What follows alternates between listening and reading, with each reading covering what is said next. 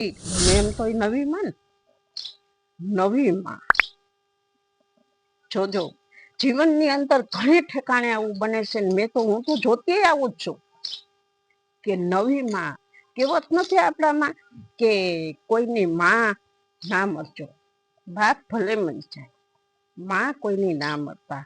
શું કારણથી કે જો બાપ મરશે ને તો એની માં ભલે 5-7 સંતાન હોય તો એ પારકા ઘરના કામ કરે, ઓલું કરે, એમ કરીને સંતાનને મોટા કરી દે. પણ બાપ છે ને, માં મર્યા પછી બાપ બીજા લગ્ન કરે જ છે, અને બીજા લગ્ન કર્યા એનું પરિણામ શું આવે એ તમને હવે કહું છું. અને પછી દીકરાને ખૂબ દુખી કરે, અને દુખી કરે મારે દીકરો સુનસાન રોયા કરે, માના ફોટા સામુ જોઈને રોયા કરે, માં તું આવી નહોતી, માં તું મને આવી બધી કેમ મારે છે, માં તું મને તારી પાસે લઈ જા ને, માં તું ક્યાં છો માં. પણ છતાં માં બોલે નહીં.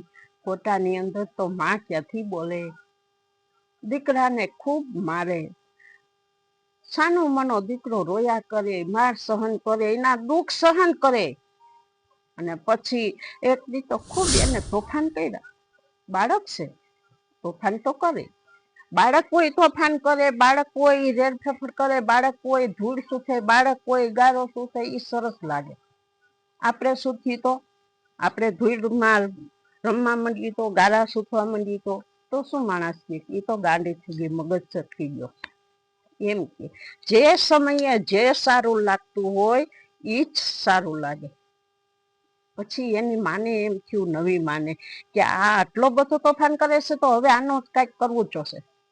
પછી એના 2 હાથ બાંધ્યા, 2 પગ બાંધ્યા, અને પછી એને માર્યો, ખૂબ માર્યો, અને એને કીધું તું બેસી જા ખૂણામાં, હાંજ લગી તને ખાવા નથી દેવું. અને ન્યા બેઠો રહેજે, એક સાનો મનો ચૂપચાપ એક શબ્દ બોલ્યા વગર. અને પછી એ દીકરો સાનો મનો થઈ અને ખૂણામાં બેઠો બેઠો મનથી રોવેશ. આહુડા બાઈને પાડતો નથી. શું કારણથી? માના માર પડે, આસુડા દેખે તો માં મારે ને.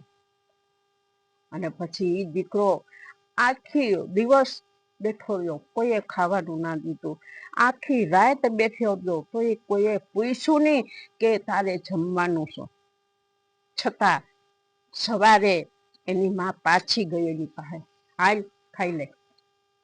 ત્યારે એ દીકરો બોલ્યો કે માં મને એક વાતનો ગર્વ છે. શું? કે મારી માં બોલતી હતી ને મારી જનેતા એ ખોટું બહુ બોલતી, અને માં તું જે બોલ ને એ બહુ જ સાચું બોલશો, તું જે બોલ એ તું કરશો. તો કેવી રીતે? તો કે મારી માં તો ઘણી વખત મને ડારા દેતી, મારતી, જા તને જમવા નથી દેવું, જા તને રેવા અહીંયા હુવા નથી દેવો, તું બાઈને રહેજે. પણ એની માં કલાક પછી મારી પાસે આવે, હાલ મારો દીકરો, હાલ નવરાવી દો, તને તૈયાર કરી દો, હાલ નાસ્તો કરી લે.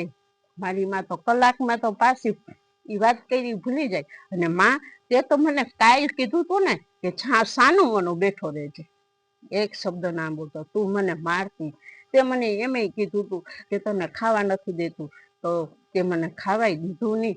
તું બોલવામાં બહુ સાચી છે માં.